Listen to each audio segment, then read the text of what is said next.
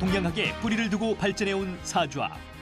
사주학의 근간을 이루고 있는 음양오행설을 새로운 관점으로 분석하며 사주학을 보다 명확한 논리체계로 재조명한 석화. 동양의 과학, 사주명리학. 이제 그 근본 원리를 석화와 함께 명확한 이론체계를 통해 밝혀보자.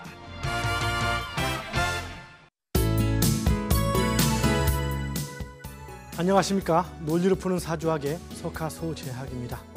자, 여러분 공부할 준비 되셨습니까? 한번 활짝 한번 웃어보십시오. 아주 활짝. 자, 그러면 기분이 상쾌해지고 좋은 기운이 들어오게 됩니다. 자, 오늘은 그 21번째 시간으로 지지 변화와 합충이라는 제목을 가지고 강의를 하도록 하겠습니다. 자, 드디어 지지의 변화입니다. 우리는 이제까지 12지지에 대해서 정확히 지난 시간에 다뤄봤죠. 그럼 12지지에는 각각 지장간들이 포함되어 있다 했죠. 이 지장간들을 봐줘야만 지지를 정확히 보는 겁니다. 이 지장간들이 어떻게 작용을 함으로써 변화를 가져오는지, 지지의 대표적인 변화는 합과 충이라 합니다. 자, 오늘 그 부분에 대해서 같이 한번 공부를 해나가도록 하겠습니다. 이번 시간에 이제 합과 충이라는 개념을 가지고 공부를 하는데요. 천간의 변화는 뭡니까? 생, 극, 재, 화, 합. 이거 천간의 변화죠. 이걸 바른 말로 하면 상생과 상극, 즉 생극의 개념인데 이것을 나의 기준으로 놓고 볼 때는 생극죄화가 된다겠죠. 그리고 지지의 변화는 뭡니까? 합충. 천간도 합이 있죠. 지지도 합이 있습니다. 그래서 합과 충이라는 개념이 됩니다. 자, 이 합이라고 하고요, 충이라고 하는데, 합은 그야말로 이제 합하는 개념이 들어가고, 충은 뭡니까? 자, 사실 앞으로 이 공부를 하면서 여러분들 용어 자체가 한문으로 되어 있는 게 많습니다. 그래서 한문의 그 의미들을 보면서 그렇게 그 흐름들을 알 수가 있지만, 그러나 한문의 의미가 원칙적인 아주 그 큰 원리를 담고 있는 건 아닙니다. 그 원리의 개념들을 그 한문에 이렇게 표시를 한 거기 때문에 이렇게 세부적인 이론으로 갈수록 한문의 뜻을 보면은 이해하기가 쉽고요. 근본적인 원리에 가서는 잘못하면은 한문이 또 어떤 엉뚱한 오해를 불러일으키는 그런 경우도 있습니다. 즉 한문의 뜻, 한문은 인간이 만들어 놓은 거기 때문에 이것이 원리와 원칙 자체, 진리 자체를 얘기하는 것은 아닙니다만은 후대 선현들이 상당히 그 어떤 그 흐름 속에서 그것에 대한 명칭을, 가장 합당한 어울리는 명칭들을 정한 것이기 때문에 주로 한문들을 보면은 이렇게 많이 그 흐름들을 알 수 있겠죠. 자, 합은 그 말 합한다는 얘기고, 충은, 이 충이 뭘까요? 사실은 충을 예전에는 이렇게도 썼습니다. 현재는 충을 주로 이렇게 쓰고 있지만, 고서에 보면은 이게 뭡니까? 뭐 찌를 충자, 충돌할 충자 이렇게 쓰고, 지금 이 충자의 개념은 약자로 이렇게 씁니다.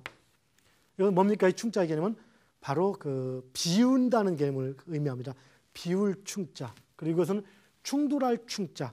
이것이 사실은 혼용되어 있었습니다. 그래서 지금은 주로 그 비울 충자를 많이 씁니다. 그럼 우선 그 전에 비울충의 의미가 뭘 의미할까요?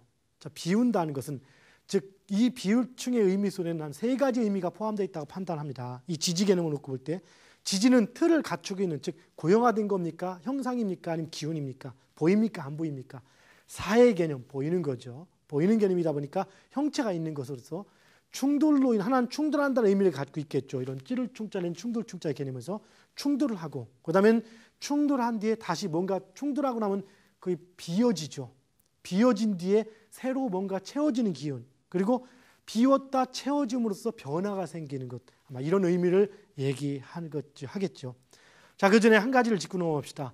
우리가 지금 사주학은 천문학입니까? 천문학이 아닙니까? 물론 광의의 의미에서는 천문학을 볼 수 있겠지만 엄격히 볼 때 사주학은 천문학이 아닙니다. 그러면 목화토금수 오행 뭐냐고요? 자, 다시 한번 우리가 한번 예전으로 돌아가서 한번 짚고 넘어갈 필요가 좀 있겠죠. 태양이 이렇게 있고, 태양이 있고요. 그다음에 이게 지구가 있습니다. 이렇게 지구. 그래서 태양과 지구의 개념이 들어가고, 그다음에 목성, 목화토, 금성, 목화토, 금성 이 5개 오행성의 역할이 가미되어 있는 게 아니냐? 이건 아니라겠죠.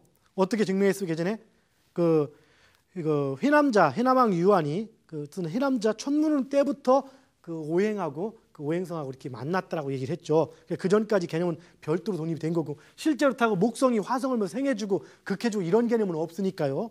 자, 그러나 그러면 이런 행성들은 태양의 어떤 우리 지구상에 다른 영향을 미치는가 안 미치는가?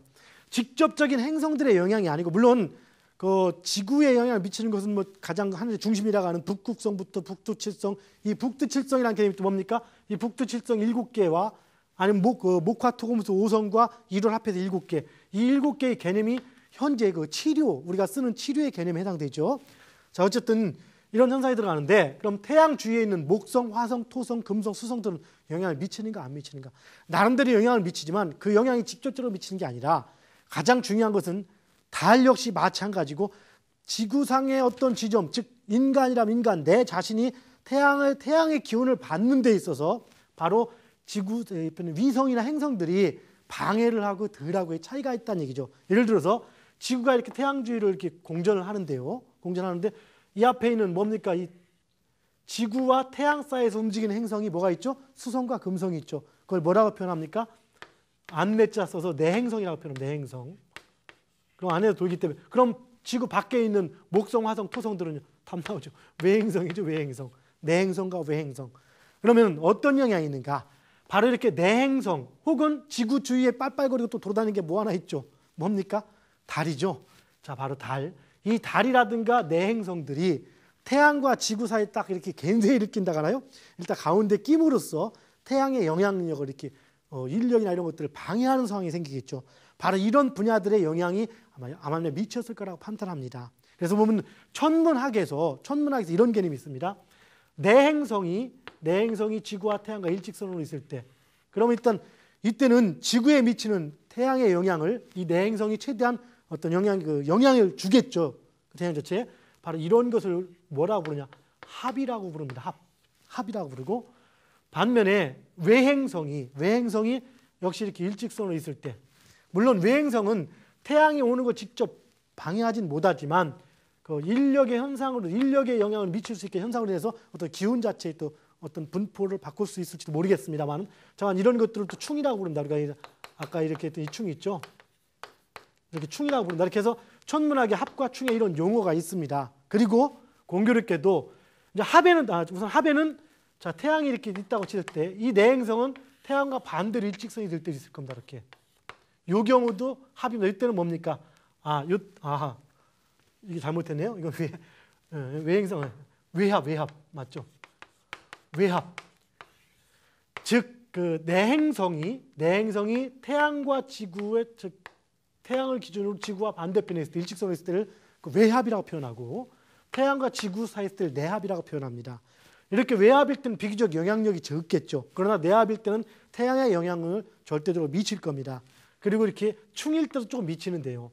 공교롭게도 이 내합일 때와 충일 때는 그 역행이라 가지고 우리가 그 행성을 관찰할 때 그 행성이 눈에 보이는 시운동이죠. 시운동이 가다가 역행을 합니다. 이렇게 방향이 바뀐다고 표현합니다. 자, 뭐 이런 근거가 있는데, 그래서 저도 볼 때 그 지지에서 합중에서 삼합이라는 개념이 아마 이렇게 내합 정도에 해당이 될 수 있겠고, 그래서 충이라는 개념은 이렇게 그 외행성의 그 합 개념, 이런 개념들, 즉 일직선이 될 때 이런 개념으로 오지 않았나라고 하면 생각을 해봅니다. 물론 이 부분을 제가 천문을 깊게 연구한 사람이 아니기 때문에 단지 사주학의 원리를 나름대로 또 다른 각도로 이렇게 보다 보니까 이런 생각들을 해봤습니다. 물론 우리는 어쨌든 이런 부분들, 합이란 부분들을 무엇로서 구분해야 됩니까? 합이란 부분들을 바로 이제까지 공부했던 지장 간의 원리를 가지고 구분하는 겁니다. 바로 합과 충, 지금 지지의 합과 충이죠. 지지의 합으로서 특히 변화되는 것들은 몇 가지가 작용하겠습니까? 목화금수 4가지로서 작용을 하게 되는 거죠. 오늘 지금부터 이제 그걸 공부해 봅니다. 일단 합과 충이 뭐가 있는지 한번 봅시다. 자, 우선은 그 합으로 칠 때 가장 크게 얘기하는 합, 아까 변화를 의미하는 합, 이것을 삼합이라고 표현하고요. 또한 똑같이 끼리끼리 모여 있는 걸 방합이라고 표현하는데요. 한번 봅시다. 일단 2가지 합을 칠 때 방합, 이렇게, 그다음 삼합, 뭐 이렇게 표현할 수가 있습니다. 방합, 삼합. 그럼 방합은 뭡니까? 방합은 그 하나의 이제 국을 형성하는 걸 얘기합니다. 국. 어떤 국입니까?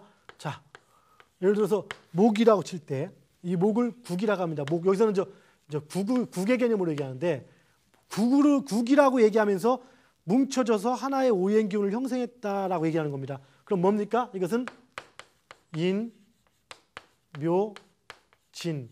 이 세 개가 모여서 방합 목국을 이뤘다라고 표현합니다. 글씨가 모양이 안 나오네요. 어쨌든 이 인묘진이 모여서 방합 목국을 이뤘다. 그 다음에 그럼 뭡니까? 화국. 그럼 벌써 여러분들 감이 오죠. 뭔지. 이제까지 지장간 공부하면서 우리가 다 했던 내용들입니다. 뭡니까? 그럼 화국은 뭐겠습니까? 예, 화국은 물어보지 않아도 뭐겠죠? 사, 오, 미. 즉 화의 본기가 가장 강한 양, 중. 이것이 방합이라고 표현하는 겁니다. 방합이라고. 자, 그 다음에 그러면 또 뭡니까? 토는. 토국은 뭡니까? 토국은 진술충미요. 지지에는 토가 없다겠죠. 그래서 뭡니까? 예, 금국입니다. 금국. 금국은 뭡니까? 금국은 금의 본기인 신, 유, 술. 이것이 이루어서 금국을 이룬다고 표현합니다. 그 다음에 수국은 뭡니까? 수국. 자, 수국은 해, 자, 축. 이것이 우리는 이제 방합인 겁니다. 방합이니까 삼합이 없네요. 자, 방합. 그러면은 자 봅시다. 방합의 개념으로서 지금 방합의 개념으로서 인묘진, 사오미, 신유술, 해자축가 다 이렇게 방합이 결국에 뭡니까? 지지 사행 있는 그대로가 방합을 얘기하는 겁니다. 그래서 우리는 또 이것을 방합의 방자의 개념이 방위를 의미한다는 형태를 갖습니다. 실제 인묘진의 개념은 지지에서 또 뭘 의미합니까? 12지지는 하나에서 시간의 흐름을 의미하고요. 하나의 공간으로서 방위를 의미합니다. 물론 나중에 사주에서 적용할 때는 월과 시에서 있는 12지지는 시간의 흐름을 주로 많이 의미하고 일과 연에 있는 지지 같은 경우는 공간의 어떤 그 규정, 공간을 규정해 주는 역할들을 하게 됩니다. 어쨌든 지금 이것은 계절을 또 의미하기도 하고 하나의 그 방위를 의미하는데 인묘진은 목의 방위, 동방이기 때문에 이것을 인묘진을 동방목국이라고 표현합니다. 그럼 이때 인묘진 국을 이뤘을 때 여기서는 이 인묘진이 각각 무슨 역할을 합니까? 여기에 병화도 있고 그다음 원래는 개수와 그 무토도 들어있지만 방합 목국이 되는 것은 지지의 사행이나 마찬가지죠. 이때는 오로지 무슨 역할만 한다는 얘기입니까? 목의 역할만 한다고 했죠. 기억나시죠? 그 다음에 화, 사오미 이것은 뭡니까? 양화, 음화, 그 다음에 중간자에서 이 세 개가 모여서 하나의 화국을 형성하는 겁니다. 이것 역시 방합 화국이라고 표현하죠. 그 다음에 신유술 역시 마찬가지 금국입니다. 그냥 금 자체 양, 중간자 모여 있는 것. 변화를 의미하는 겁니까? 아닙니까? 예. 만약 하나 이것을 볼 때 기준을 어디에 놓고 보느냐인데요. 12지지란 지지를 따로따로 놓는 개념. 이것은 1, 2, 3으로 최대한 분화시켜 놓은 개념이 되죠. 6의 개념을 음양으로 나눈 게 지지라고 볼 수도 있는데요. 이렇게 나눠 볼 때의 개념으로 본다면 따로따로 해서는 목화토금수가 아니고 인목은 그냥 목을 대표, 이 간목이 지지란 인이라는 것을 대표하는 개념으로서 인목이라고 얘기하는 것이 목의 기운이 아닌 거거든요. 근데 이런 것이 이렇게 국을 이름으로써 오행의 기운으로서 움직이기 때문에 변화라고 볼 수도 있습니다. 그런 개념에서 본다면. 그러나 지지의 원래적 의미의 사행으로 본다면 변화가 아니고 그냥 그대로의 모습인 겁니다. 끼리끼리 모여서 말하자면 인묘진이 목의 습성을 가지고 있는데 활성화되지 못한 것이 활성화됐다. 혹은 인묘진이 모여서 좀 더 강해졌다. 뭐 이런 표현들을 각각 할 수 있겠죠.